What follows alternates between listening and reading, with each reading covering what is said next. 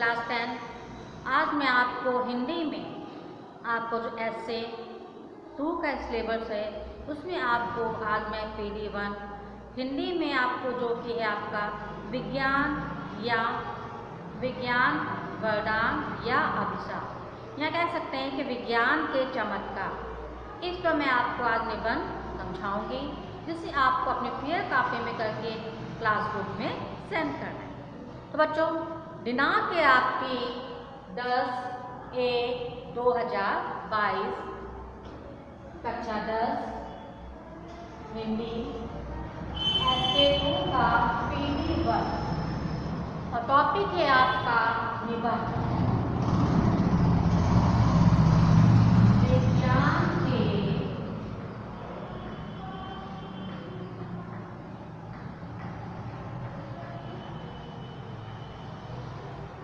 विज्ञान के चमत्कार। इसमें सबसे पहले आपकी आती है रूपरेखा। तो रूपरेखा में आप लिखेंगे सबसे पहले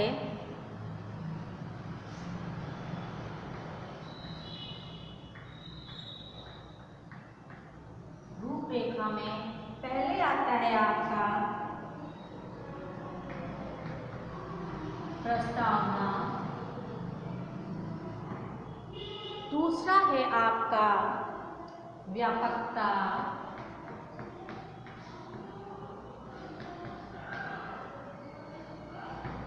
तीसरा है आपका विभिन्न आविष्कार तथा लाभ,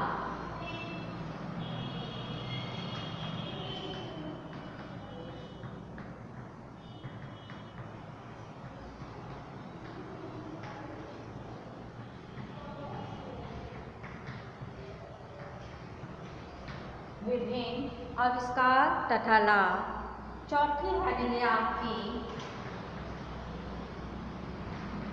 हानि और पांचवा है आपका उत्साह। ये थे आपके विज्ञान के चमत्कार जो आपका निबंध है, उसके आपके 5 हेडिंग। सबसे पहले आपका आता है प्रस्तावना। प्रस्तावना में आता है कि देश की दूरी नापने वाली रेलगाड़ी, व्योम के वृत्त स्थल पर विहार करने वाला वायुयान, शब्द के समुद्र को विद्युत सरिता के प्रवाह में सीमित करने वाला रेडियो, टेलीविजन और कोलकाता में व्यवसाय में बंधे मारवाड़ी नवयुवक को जयपुर में स्थित उसकी प्रतिमा से प्यार की 2 बातें करने वाला टेलीफोन आदि विज्ञान ही आधुनिक आविष्कार है।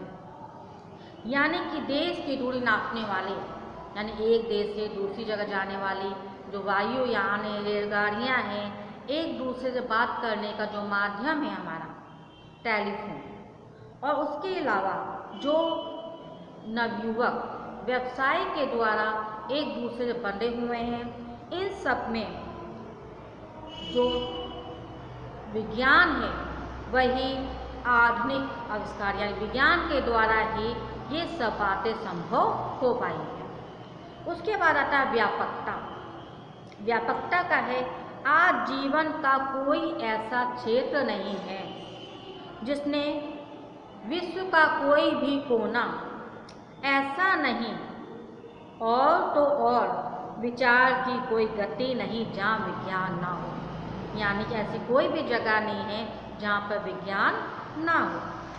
यदि प्राचीन भक्त कवि भगवान के लिए हरि व्यापक सर्वत्र समाना कह सकते थे, तो आज भी विज्ञान के लिए अधिकारपूर्वक कह सकते हैं कि जिधर देखता हूँ उधर तू ही तू है, ना तेरी खुशबू ना तेरी सी बू है। यानी कि आजकल हर क्षेत्र में, चाहे वो देश हो, विश्व हो, कुछ भी हो, सब जगह विज्ञान ही विज्ञान दिखाई देता है। यानी विज्ञान का आविष्कार ही सब जगह दिखाई देता है। उसके बाद विभिन्न आविष्कार तथा लाभ। इसके तीसरी हेडिंग है उनके जो विभिन्न आविष्कार हैं विज्ञान के द्वारा, उन आविष्कार और उनके द्वारा जो लाभ हुए हैं उनके बारे में बताया गया। कहते विज्ञान के प्रताप से आज दूर से दूर का स्थान भी समीपतर है, क्योंकि रेल, मोटर, वायुयान, हेलीकॉप्टर आदि के द्वारा कोई भी व्यक्ति जितने भी दूर हो एक स्थान से दूसरे स्थान तक जा सकता है। रेल, मोटर, जलयान, वायुयान तथा हेलीकॉप्टर आदि साधनों द्वारा कोई भी स्थान दूर नहीं रह गया है। इस संसार की तो बात है क्या, आज का वैज्ञानिक चंद्रलोक में की भी यात्रा कर रहा है, यानी कि इस देश में नहीं बल्कि जो आज का वैज्ञानिक है वह चंद्रलोक में भी जा चुका है तथा मंगल लोक पर जाने की तैयारी कर रहा है। विज्ञान हमें केवल दूर से दूर स्थान तक अल्प समय अल्प व्यय में पहुँचाता ही नहीं, अब तो हजारों मील दूर के दृश्य को टेलीविज़न के द्वारा भी दिखा सकता है। यानी कहने का प्राय ये कि आज विज्ञान ने इतने ज़्यादा तरक्की कर इतने ज़्यादा आविष्कार कर लिए हैं कि आज हम लोग एक स्थान से दूसरे स्थान पर बहुत ही कम समय में जा सकते हैं और दूसरे देशों के जो विभिन्न दृश्य हैं जो कि हम लोग वहाँ जाकर नहीं देख सकते हैं, उन दृश्यों को हम टेलीविज़न के द्वारा हम उनको देख सकते हैं। उसके बाद विभिन्न क्षेत्रों में विज्ञान ने समय को भी अपने चंगुल से नहीं छोड़ा है।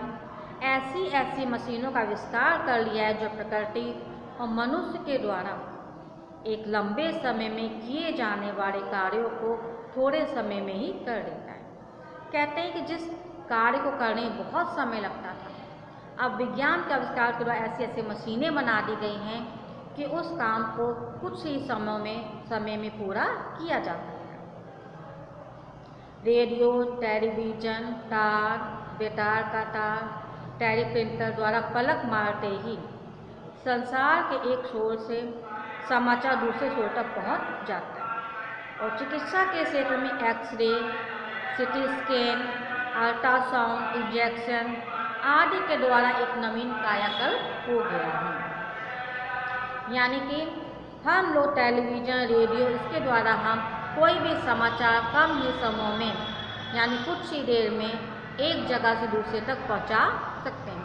उसके अलावा चिकित्सा के क्षेत्र में भी विज्ञान ने बहुत ज़्यादा चमत्कार किए हैं। शिक्षा कार्य में भी विज्ञान ने बहुत कुछ सहायता प्रदान की है।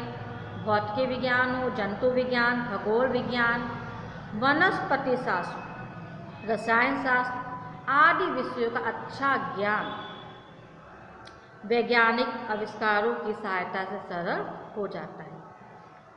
रेडियो हो, टेलीविज़न हो, चलचित्र की सहायता के द्वारा विद्यार्थियों का मनोरंजन ढंग से सभी विषयों की शिक्षा दी जाती है, क्योंकि आज हम लोग टेलीविज़न के द्वारा, रेडियो के द्वारा और चलचित्र की सहायता से हम विद्यार्थियों को उनके मनोरंजन के साथ साथ हम उन्हें बहुत अच्छी शिक्षा दे सकते हैं।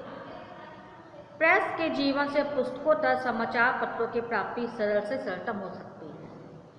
हमारे दैनिक जीवन में विज्ञान ने अपूर्व सहायता की है, क्योंकि हमारे जो दैनिक जीवन की जो हमारी आवश्यकताएं होती हैं उनमें भी जो विज्ञान है उन्होंने हमारी बहुत सहायता की है। जैसे कपड़ा हो, फर्नीचर हो, सुई, कागज हो, पेंसिल, फाउंटेन पेन, समाचार पत्र आदि सभी जो जीवन उपयोगी वस्तुएं हैं जिसे हम लोग अपने जीवन में रोज़मर्रा की ज़िंदगी में हम लोग जिसे इस्तेमाल करते हैं, उपयोग करते हैं, वो सब विज्ञान की ही दी हुई है। प्रियजनों के रूप और स्वर सुरक्षित रखने के लिए कैमरा, टेप रिकॉर्डर का आविष्कार हो चुका है। हमारे नित्य प्रति के जीवन की विज्ञान की पैठ से सभी विस्मित हैं, यानी कि आज विज्ञान के आविष्कार से ऐसा कोई भी देश नहीं जो उससे अछूता रह चुका, क्योंकि विज्ञान का आविष्कार देश में नहीं बल्कि विश्व में सब जगह विज्ञान के आविष्कार के द्वारा जो समाज है उन्नति की ओर अग्रसर हो रहा है। उसके बाद है हानियाँ। जो विज्ञान है, जो विज्ञान के आविष्कार हुए हैं उनसे हमें लाभ तो है ही, परंतु लाभ के साथ साथ उनसे हमें हानियाँ भी होती हैं। जैसे कि विज्ञान के आविष्कार मानव के जीवन के गहराई से घुल मिलकर उसके हाथ पांव के समान ही उसका अभिन्न अंग बन गया। जैसे हमारे शरीर का कोई भी अंग अगर कट जाता है तो हम लोग क्या हो जाते हैं, अपंग हो जाते हैं। उसी प्रकार जो हमारा जीवन वो इस तरह विज्ञान के ऊपर निर्भर हो गया है कि विज्ञान के बिना हमारा जीवन ही असंभव है। इसका तात्पर्य कि विज्ञान ने मानव का कल्याण ही किया है, पर नहीं, चित्र का एक पार्श्व यानी रंगीन होता है और मानव मन को लुभाने वाला होता है, तो दूसरा अनाकर्षक होता है। विज्ञान का भी आज यही हाल है। आज विज्ञान के द्वारा असंख्य मशीनों को जन्म दिया है। प्रत्येक छोटे बड़े कार्य, चाहे रुई ढूंढना हो, कपड़ा सिलना हो, कपड़ा धोना हो, आदि की मशीनें उपलब्ध हो गई हैं। इससे क्या होता है कि इन मशीनों के आ जाने से बहुत से जो कारीगर या मजदूर हैं वो क्या हो जाते हैं, बेरोजगार हो जाते हैं, क्योंकि 10-10 आदमियों का कार्य एक ही मशीन के द्वारा कुछ ही समय में पूरा किया जा रहा है, जिससे बेकारी की एक नई भीषण समस्या उत्पन्न होगी, जिससे समाज में जो बेरोजगारी की समस्या है वो बहुत अधिक बढ़ गई, क्योंकि विज्ञान के द्वारा इतनी ज़्यादा तरक्की कर ली गई है कि कुछ भी असंभव नहीं रह गया है। इन मशीनों ने ग्रामीण उद्योग धंधों और कुटीर उद्योग को समाप्त कर दिया है। मशीनों से बना माल देखने में अच्छा होता है, मूल्य में सस्ता पड़ता है, क्योंकि मशीनों के द्वारा हम लोग जो माल बनता है वो हाथ के द्वारा बने हुए माल से बहुत ही सुंदर होता है और बहुत ही कम कीमत पर मिलता है। इसकी प्रतियोगिता में हाथ का बना माल कैसे टिक सकता है। इन मशीनीकरण ने कलात्मकता को भी पर्याप्त हानि पहुंचाई। जीवन में विलासिता भौतिकता को प्रवेश कराने का सबसे अधिक उत्तरदायित्व विज्ञान पर ही है। उसने आज जीवन को आनंद देने वाली और विलासिता की वस्तुएं प्रदान की हैं कि मनुष्य चाहते हुए भी उनसे बच नहीं पाता। बच्चों, इसके बाद है आपका उपसार नहीं, इसके बाद विज्ञान ने कहते हैं कि टैंक, डायनामाइट, रॉकेट, बम, परमाणु बम, न्यूट्रॉन बम आदि ऐसे शस्त्र हैं जो पलक मारते ही लाखों मनुष्यों को भस्म कर डालते हैं, और इन अस्त्र शस्त्र वायुमंडल को भी इतना दूषित कर देते हैं कि मानव जगत में नाना प्रकार के रोग उत्पन्न हो जाते हैं। इस प्रकार आज मानव विज्ञान से मानव को ही नहीं बल्कि पूरी मानवता को खतरा उत्पन्न हो गया है। उसके बाद आता है उपसंहार।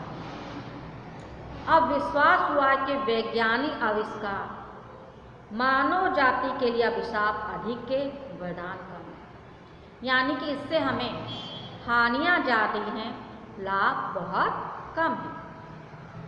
सत्य भी है कि जब से वैज्ञानिक आविष्कारों ने मानव को सुविधा दी है और उसकी भोग की भूख को तीव्र कर दिया है, तब से विश्व में जो शांति की समस्याएं पेचीदा होती जा रही हैं और उनका कोई समाधान दिखाई नहीं दे रहा है।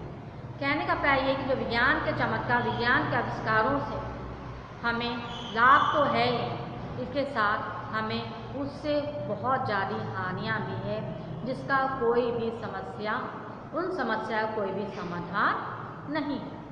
यानी कि हमें जो विज्ञान की जो देन है, हमें उनका उचित प्रकार से उपयोग करना चाहिए, जिससे कि समाज की उन्नति हो सके, तरक्की हो सके, और मानव का ही नहीं बल्कि मानवता का भी स्तर ऊंचा हो सके।